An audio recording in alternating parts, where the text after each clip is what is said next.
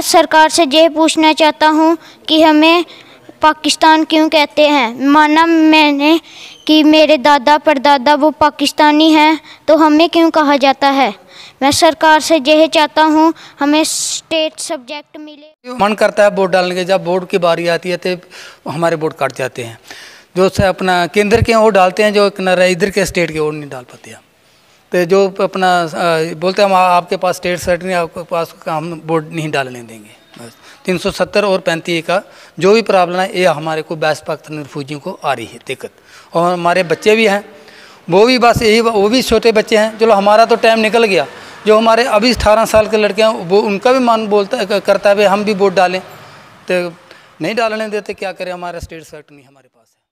Hello friends, my name is Amit Katoch and I welcome you all to Speak Straight. Friends, today we have come to Purana Pind area of Oraspura in Jammu region. And this area is known for the people who are known as West Pakistan refugees who are living stateless, hopeless and helpless life from the past 7 decades. Today we will talk to the youngsters here who are going to cast their vote for the coming parliamentary elections for the first time.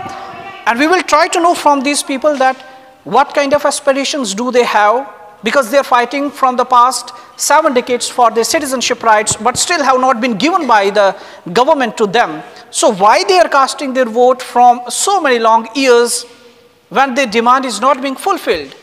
What aspirations and hopes do they have from the coming election or the parliamentary election 2019? So welcome sir. आपसे सबसे पहले आपका नाम जानेंगे और उसके बाद you are going to vote for the first time in parliamentary elections. तो क्या उम्मीद है और क्या सोच के आप ये वोट जो है डालने जा रहे हैं?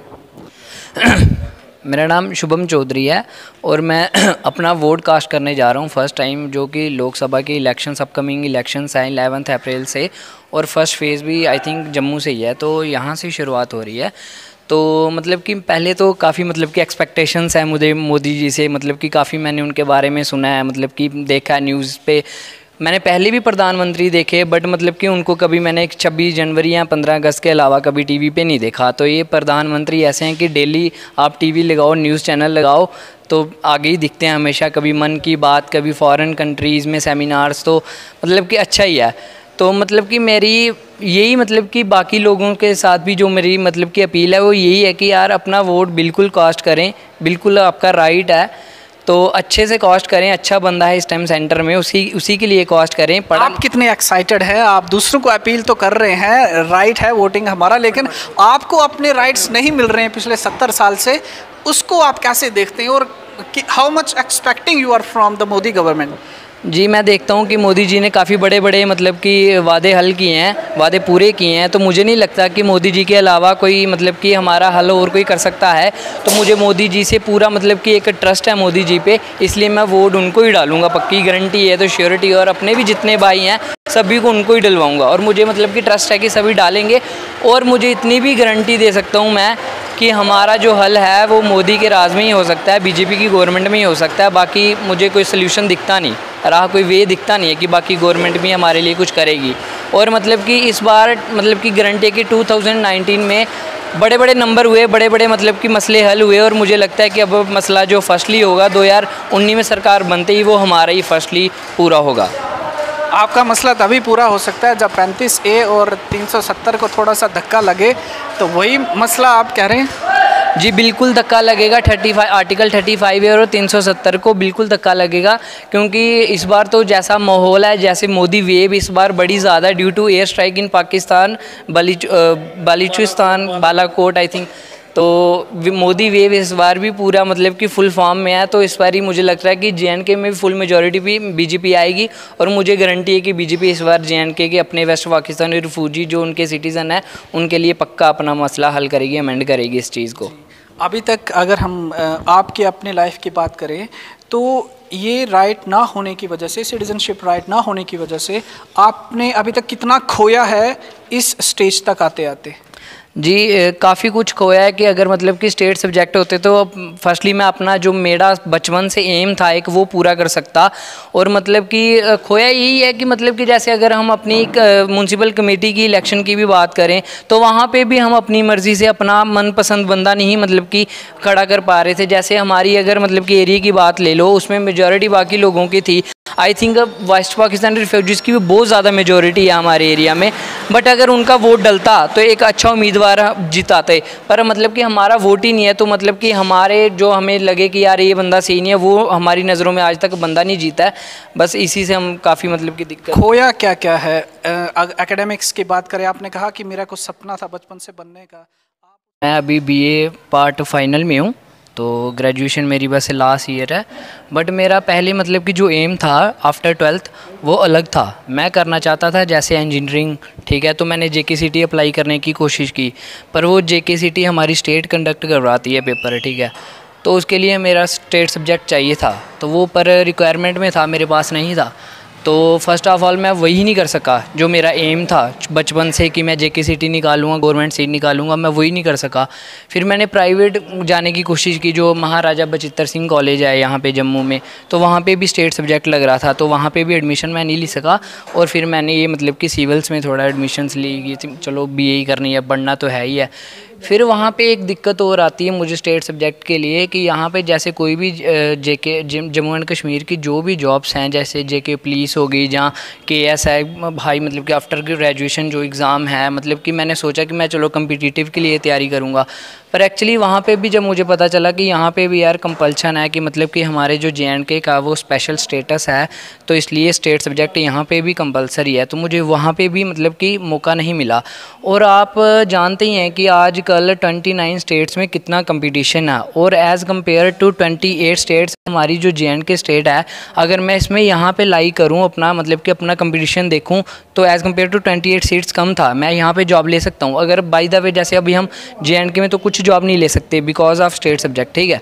तो उसके बाद अगर मैं बाहर जाता हूँ, तो बाहर जाने से मुझे एक नुकसान ये है कि जहाँ पे मैं सिर्फ अपने स्टेट के बच्चों से कंपटीशन कर रहा था, बाहर जाके मुझे 28 स्टेट से और ज़्यादा कंपटीशन करना पड़ेगा, जहाँ की वैकेंसी बहुत ज़्यादा कम होती है, मतलब कि बड़ा कम चांसेस होता है। बट आपको पता ही है आजकल मतलब कि दुनिया में कंपटीशन कितना हो रहा है। और रही बात, मैं थोड़ा सिटीज़नशिप के बारे में बताना चाहूँगा। मतलब कि हमारे इंडिया में है सिंगल सिटीज़नशिप है, ठीक है। तो हम खुशनसीब हैं कि हम JNK में पैदा हुए। जब मैं पढ़ रहा था, मैंने थोड़ा कॉन्स्टिट्यूशन के बारे में पढ़ा, तो कॉन्स्टिट्यूशन में पता चला कि यार फेडरलिज्म एक्चुअली है क्या चीज़ है।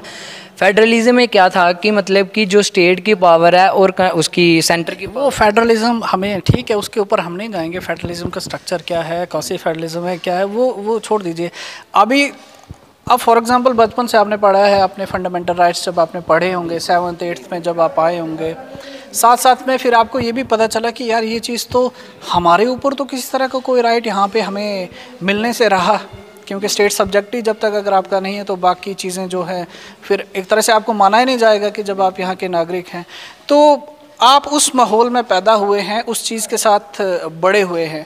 आपने कहा कि 28 स्टेट्स हैं, उसमें हमारा कंपटीशन ऐसा होगा वैसा होगा, लेकिन आपको अपने स्टेट में कम्पीट करने नहीं दिया जा रहा है, जो कि चाहे 370 35A हो। तो आज का यूथ इस चीज़ को कैसे देखता है और इससे कैसे बाहर निकलने की कोशिश करेगा? जी इसका मुझे एक सल्यूशन दिखता है, वो ये है कि जैसे अभी हमारे सेंटर में गवर्नमेंट, हमारे श्री प्राइम मिनिस्टर नरेंद्र मोदी जी हैं, BJP है हमारी सरकार, वो बड़ा कोशिश कर रहे हैं कि मतलब कि हमारे जो JNK का स्पेशल स्टेटस है कॉन्स्टिट्यूशन, उसको अमेंड किया जाए।